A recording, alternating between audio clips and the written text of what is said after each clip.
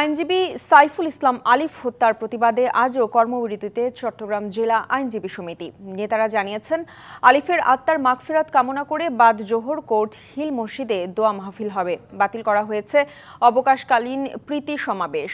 এছাড়া আগামী 1 ডিসেম্বর আইনজীবী সমিতির দোয়েল ভবনের সামনে থেকে শোক মিছিল করা হবে। মঙ্গলবার সম্মিলিত সনাতনী জাগরণ মঞ্চের মুখপাত্র চিন্ময় কৃষ্ণ দাসের জামিন নামঞ্জুরকে কেন্দ্র করে সংঘর্ষের সময় আদালত এলাকায় আইনজীবী আলিফকে কুপিয়ে ও পিটিয়ে হত্যা করা হয়।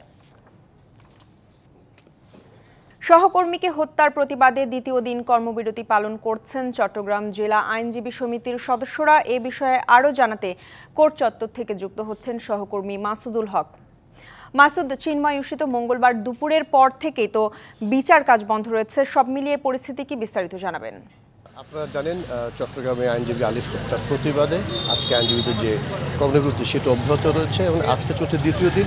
এবং তাদের কর্মবিরতির ফলে গতকাল এবং আজকে চট্টগ্রাম আদালতে সকল ধরনের বিচারপতি কাজ বন্ধ রয়েছে। এর ফলে যারা বিচার প্রার্থী তারা আসলে দুর্ভোগে পড়েছেন।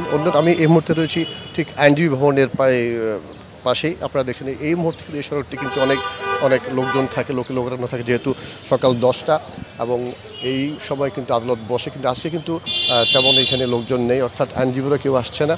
এবং মূলত তাদের যেটি দাবি সেটি হচ্ছে এই ঘটনার আলিফ হত্যাকাণ্ডের সাথে যারা জড়িত তাদেরকে অবিলম্বে গ্রেপ্তার করতে হবে।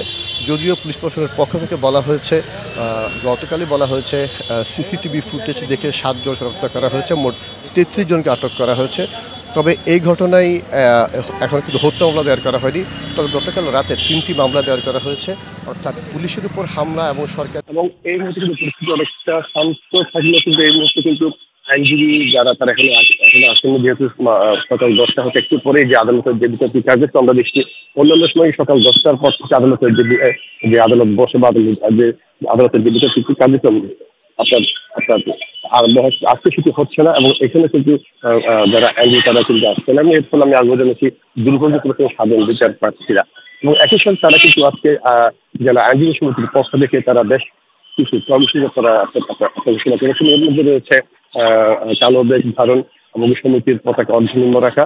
এবং এখানে একটু পরে একটি প্রতিবাদ সমাবেশ হবে এবং আগামী 1 ডিসেম্বর তারা এখানে একটি বিক্ষোভ সমাবেশ করবেন। এবং আজ দুপুর বাদ জোহর তারা দোয়া মাহফিল আপনারা করেছেন। এছাড়া কিন্তু এই মুহূর্তে পরিস্থিতি একটা শান্ত বললে চলে। তো যেমন বলছিলাম, আপনারা জানেন গত মঙ্গলবার আইনজীবী আলিফ হত্যার প্রতিবাদে পুরো চট্টগ্রাম আতঙ্কিত হয়ে যায় এবং বেশ কয়েকটি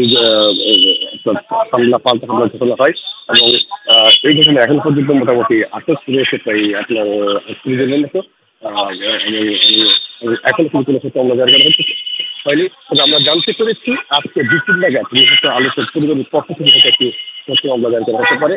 তো এই ছিল আমাদের কাছে চট্টগ্রাম থেকে সর্বশেষ খবর। যদি সত্য মামলা জারি করা হয় সেক্ষেত্রে আমরা হয়তো পরবর্তী সময় জানতে পারি।